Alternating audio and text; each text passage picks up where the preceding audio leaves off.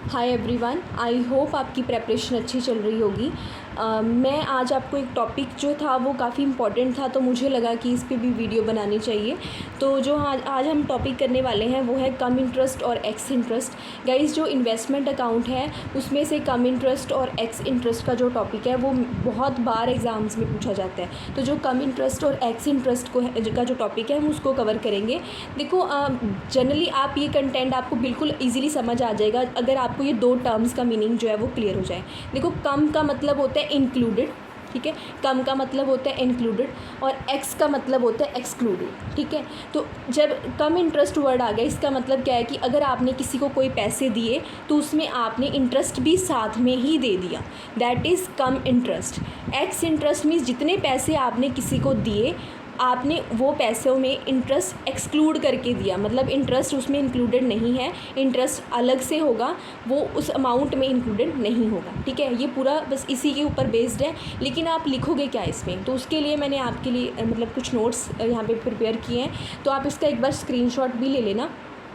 तो यहाँ पे मैंने लिखा है कम इंटरेस्ट। कम interest means when the purchaser, अगर कोई परचेज़र है pay higher price than the normal price, तो उसे हम क्या कह देते हैं कि जो अमाउंट है उसमें इंटरेस्ट इंक्लूडेड है, ठीक है। अगर आपने इन्वेस्टमेंट की वैल्यू को कैलकुलेट करना है तो उसके लिए आप क्या करोगे, जितना भी परचेज प्राइस है उसमें से इंटरेस्ट माइनस कर दोगे, आपके पास वैल्यू ऑफ इन्वेस्टमेंट आ जाएगी, ठीक है। और जितनी भी गवर्नमेंट सिक्योरिटीज़ होती हैं वो ज़्यादातर एक्स इंटरेस्ट मानी जाती हैं कि इंटरेस्ट की अमाउंट इंक्लूडेड नहीं है, और जो नॉन गवर्नमेंट सिक्योरिटी हैं वो कम इंटरेस्ट मानी जाती हैं, ठीक है।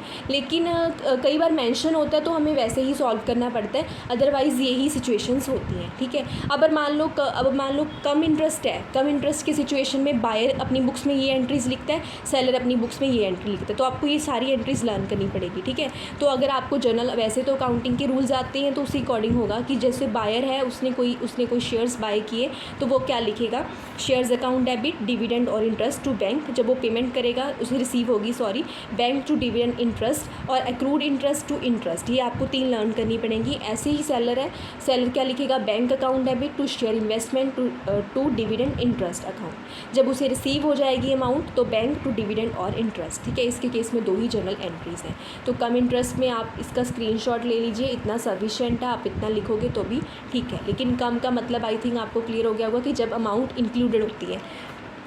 नेक्स्ट हम क्या करते हैं, एक एग्जांपल के साथ आप इसको बता सकते हो। आप इसमें ये कंटेंट लिख सकते हो कि मैं आपको जस्ट इतना बता रही हूँ कि जो एक पर्सन है, सपोज उसने क्या किया, परचेज़ किए 4 डिबेंचर्स उसने परचेज़ किए, उसका प्राइस था 110.50, ठीक है, ये उसका प्राइस था।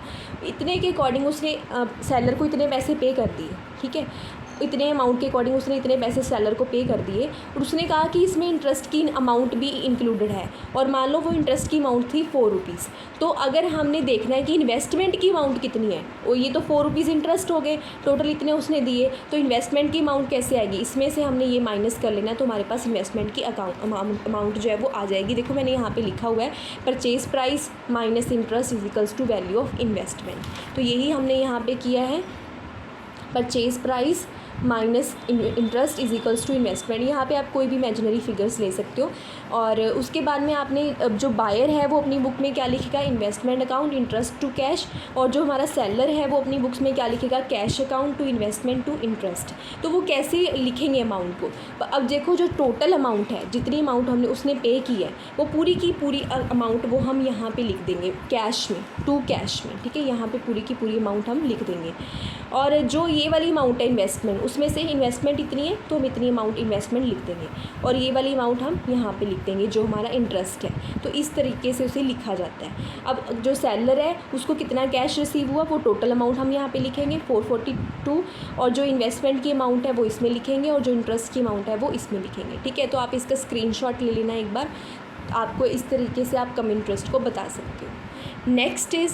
नेक्स्ट टॉपिक है हमारा एक्स इंटरेस्ट। देखो, एक्स का मतलब होता है एक्सक्लूडेड ऑफ इंटरेस्ट, मतलब जब इन परचेज जो अमाउंट है वो कम होगी देन द प्राइस, तो हम उसे क्या कहेंगे, एक्स इंटरेस्ट, ठीक है। अब जब हमारा इंटरेस्ट की अमाउंट जब अलग से पे करते हो वो इंक्लूडेड नहीं होती, तो हम इस तरीके से कैलकुलेट करते हैं। सपोज करो 4 जो हमारे डिवेंचर्स थे 4 डिबेंचर्स थे, एक का प्राइस कितना था 110.50, तो हम यहाँ पे इसकी वैल्यू आ गई 442, ठीक है। तो 442 हमने पे किए। ये सिर्फ़ और सिर्फ इन्वेस्टमेंट की ही वैल्यू है, और उसमें से अगर आप इंटरेस्ट भी दे रहे हो तो 4 रुपीज़ आपका सपोज़ करो इंटरेस्ट बनता है, तो ये क्या सेलिंग प्राइस ये 446 होगा। अब जब आप जर्नल एंट्रीज़ लिखोगे तो ये 446 को आप कैश में लिखोगे, जो ये 4 अमाउंट है उसे सिंपल यहाँ पे लिख दोगे, और जो ये ऊपर वाली अमाउंट है हम इसे यहाँ पे लिख देंगे, ठीक है। पहले हमें थोड़ा चेंज करने की रिक्वायरमेंट थी, लेकिन अब सिंपल आप लिख सकते हो। नेक्स्ट जो हमारा सेलर है वो अपनी बुक में क्या लिखेगा, टोटल अमाउंट जो उसे रिसीव हुई और इन्वेस्टमेंट की अमाउंट जितनी भी थी और ये टोटल अमाउंट, ठीक है। तो ये क्या है, एक्स इंटरेस्ट मीन्स जब इंटरेस्ट की वैल्यू इंक्लूडेड नहीं होती हम अलग से कैलकुलेट करते हैं, तो वो एक्स इंटरेस्ट हो गया। और कम इंटरेस्ट मीन्स जब वैल्यू इंक्लूडेड होती है, ठीक है। आप एक बार इसका स्क्रीनशॉट ले लेना और उसको एक बार आप यहाँ सॉल्व करके देख लेना। ये इसका स्क्रीनशॉट ले लीजिए आप। कम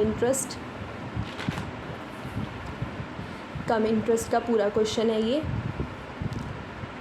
उसके बाद में आप एक्स इंटरेस्ट का भी ले लेना। ओके गाइज़, अगर आपको वीडियो अच्छी लगी हो तो लाइक कर देना और चैनल को सब्सक्राइब कर देना।